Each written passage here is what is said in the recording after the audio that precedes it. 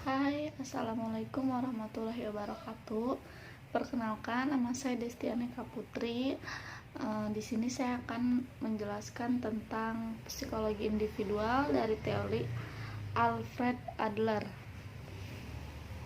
Dalam teori psikologi individual ini memang lebih memfokuskan kepada keunikan yang dimiliki oleh setiap individu.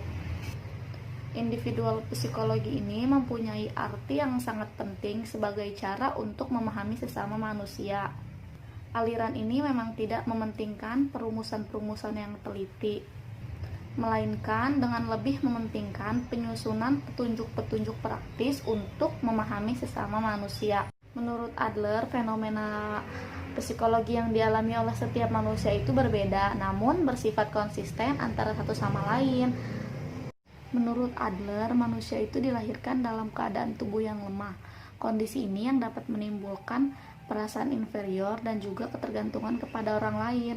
Dan menurutnya juga, manusia merupakan makhluk yang saling ketergantungan secara sosial.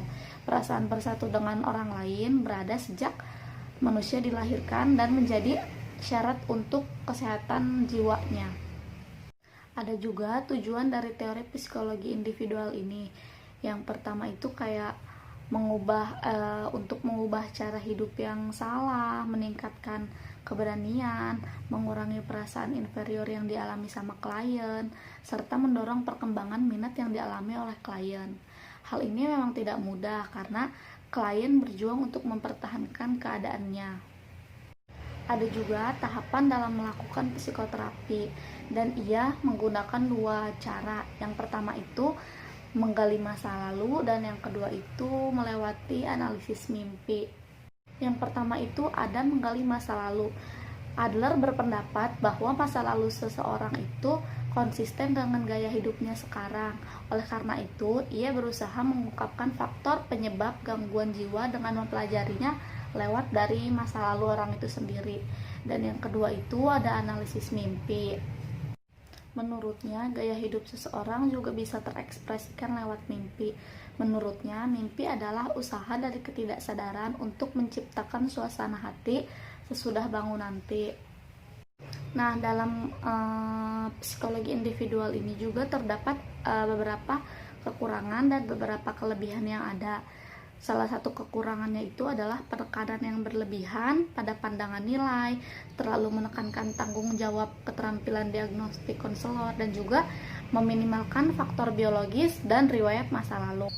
Dan juga ada kelebihannya, yaitu menekankan bahwa kekuatan sebagai pusat pendorong perilaku, lebih menekankan pada aspek psikologi sosial dan juga tingkah laku yang berarah kepada tujuan.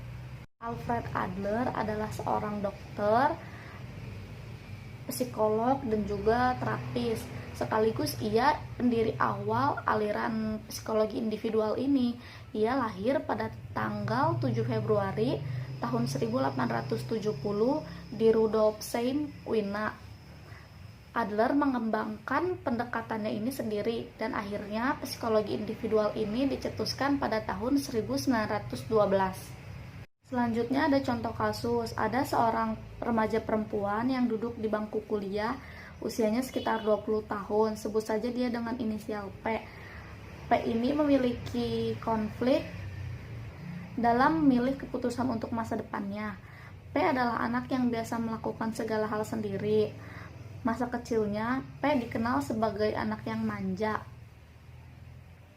Tapi di umurnya sekarang, P mengakui bahwa ia belum seluruhnya mandiri akan hidupnya. Walaupun ia sudah ditinggalkan oleh ayah dan ibunya yang tidak tahu di mana keberadaannya, ia belum bisa untuk memikirkan pekerjaan untuk masa depannya. Ia menginginkan setelah lulus sarjana nanti ia akan melanjutkan ke jenjang S2. Meski orang tuanya tidak ada di sisinya, namun P masih memiliki abang yang mengurusi segala investasi dari orang tuanya. Mungkin cukup sekian materi yang saya jelaskan sekarang. Kurang dan lebihnya mohon maaf. Wassalamualaikum warahmatullahi wabarakatuh. Terima kasih.